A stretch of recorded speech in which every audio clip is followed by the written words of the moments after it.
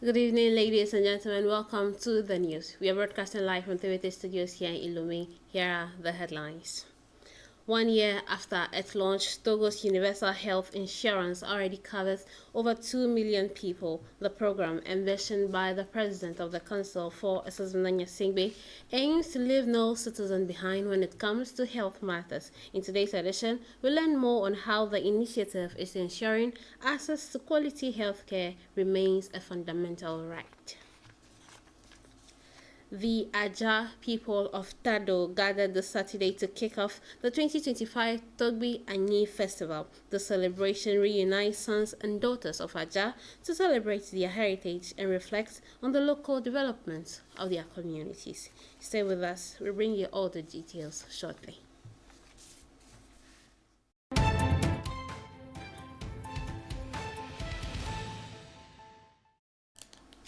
It is always a pleasure to have you join us for the news. After its launch in January 2024, the Universal Health Insurance has profoundly transformed Togo's healthcare landscape. Designed by the President of the Council for Asuzuna Nyasingbe to include every citizen, this program already covers more than 2 million people, from active workers to retirees, and it establishes the right to health as a common good rather than as a privilege. Quincy Glade tells us more in this report. A year and a half after its launch, more than 2.4 million people are covered. Since January the 1st, 2024, universal health coverage has reshaped Togo's healthcare system. The system provides beneficiaries with a wide range of services, including consultations, medication, hospitalizations, as well as maternal and child care.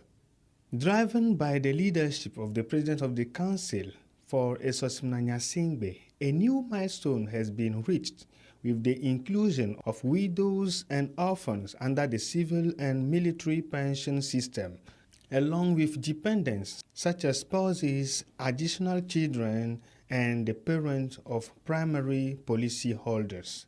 In 2024 alone, the National Health Insurance Institute registered 26,025 new beneficiaries, bringing the total number of people covered since its creation in 2011 to 509,902. Meanwhile, the National Social Security Fund has already enabled around 174,000 insured individuals to update their information and receive their universal health coverage cards. By extending coverage to vulnerable groups, President of the Council for Esosmnanya Singbe is addressing three major challenges: social equity, social security, and recognition of service to the nation. The inclusion of direct ascendants, particularly the parents of policy holders, demonstrates a deep understanding of Togolese social realities, where elders remains a cornerstone of family cohesion. After covering civil servants, security forces, retirees, students, and employees in the informal private sector, universal health coverage is now setting a new objective to gradually integrate informal workers, farmers, artisans, and people living in precarious conditions. The ambition is to make healthcare coverage a guaranteed right for all without distinction. Through universal health coverage, Togo is not only strengthening its healthcare system but also reinforcing the bond of trust between the state and its citizens. For the President of the Council, solidarity does not stop at administrative boundaries. It embraces every member of the nation. For its 8th edition, the program Love in Action brought together people living with mental health disorders and their families. Organized by Hands from Above, the event aimed to break barriers and promote the full inclusion of those often marginalized by the society. Jovan Afagwiji tells us more. This Solidarity's launch was held with people living with mental disorders and others with mental health-related disabilities. The initiative, led by Hands from Above, aims to break stigma and promote inclusion. More than sharing and meals, it was a moment to create bonds and raise public awareness about the realities of mental illness. The event featured a panel marked by moving testimonies from people who have lived through the experience. Recreational games also added a joyful touch to the gathering. For the past 8 years, Hands from Above has worked tirelessly to build a more inclusive society, one where everyone feels accepted and respected regardless of their health challenges. This Saturday, August 16, 2025, in Dapong, flames consumed barrels of soda bee in a scene as symbolic as it was as resolute. Part of an ongoing crackdown across the region, the operation led by the governor of the Savannah region reinforces strict inspections and patrols to protect consumers and clean up the local market. Kwesi Glay reports.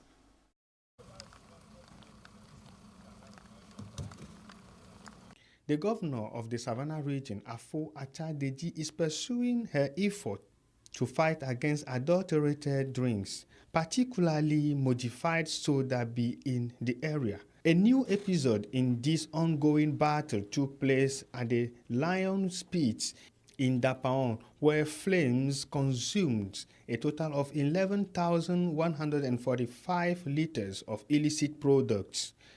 These seizures were carried out between May and August 2025 across the Savannah region. In a press release, the governor stressed that this destruction operation is meant to intensify the fight against these illegal practices and to send a clear message to traders and producers of adulterated drinks. Reinforced patrols and stricter inspection will continue in order to protect consumers and sanitize the local market. The crackdown is based on a March 24 decree banning the production, import, and sale of these dangerous drinks, which are often made in rudimentary conditions and pose serious health risks. Authorities insist the operation is more than symbolic. Security forces will maintain pressure with further confiscation and controls. Last May, over 50 barrels and 131 jerry cans of adulterated sorabi had already been destroyed at the same site.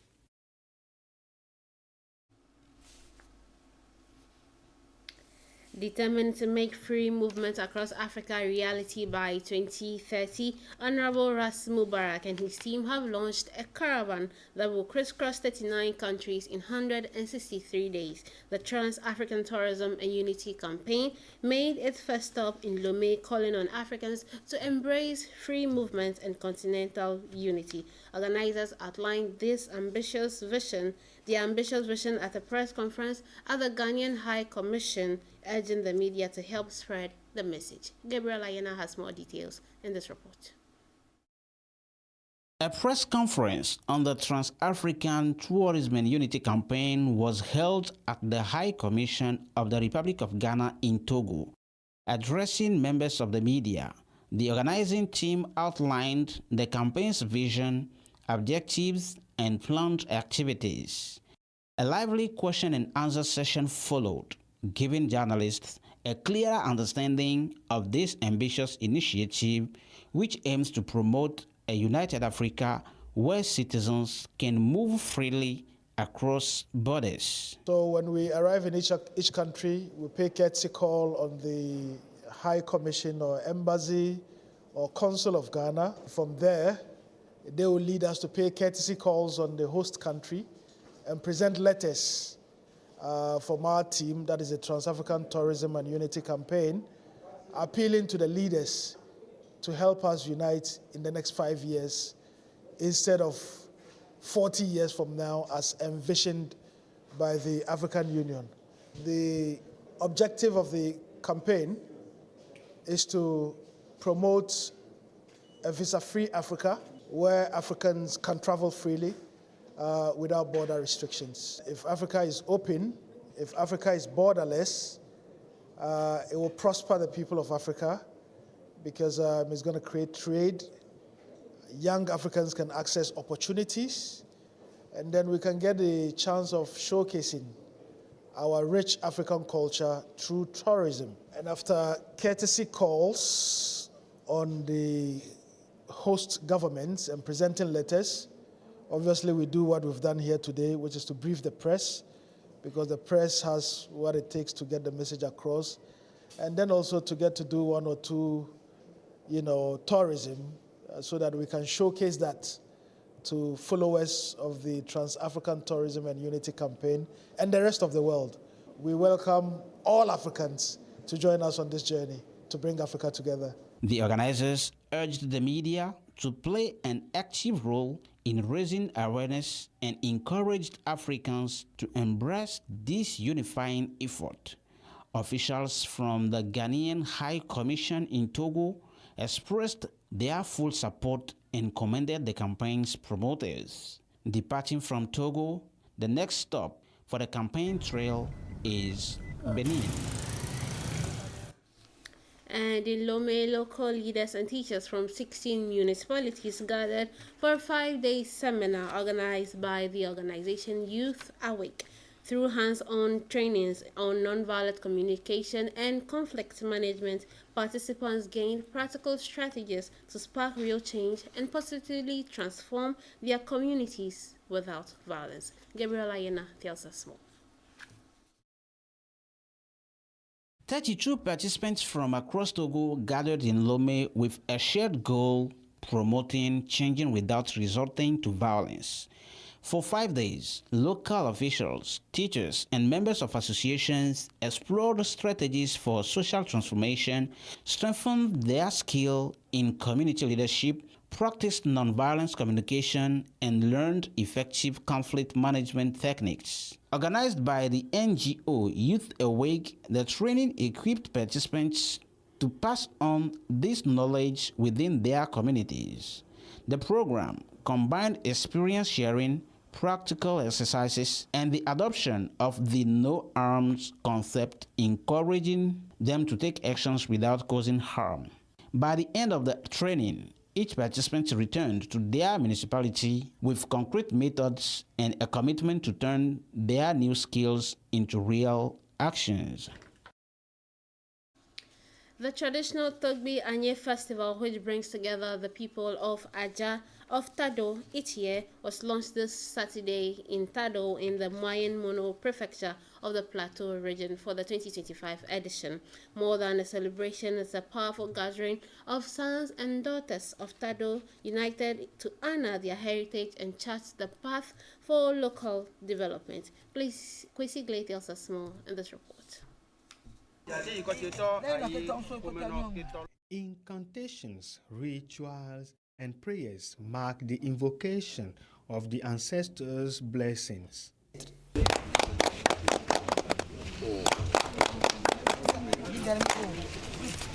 In Tado, in the Moyen Mono prefecture, the Togbi Anyi traditional festival opens under a spiritual seal.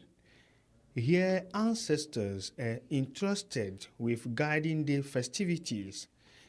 This event is a major reunion for the sons and daughters of the Aja community. It provides them with the strength to reconnect, affirm their identity, and honor the cultural heritage passed down by their ancestors. Through the songs, dances, and local rhythms, the community relives its history and preserves centuries-old traditions that unite them.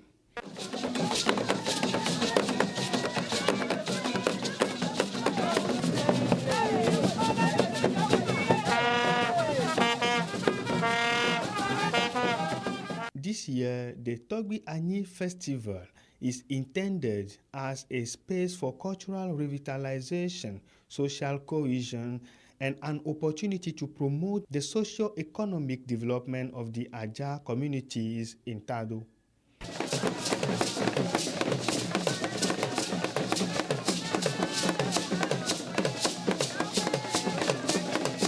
Centered on the solemn appearance of the king of the land, the climax of the celebration is scheduled for Saturday, August 23 in Tado, in the Moyen-Mono prefecture of the Plateau region of Togo.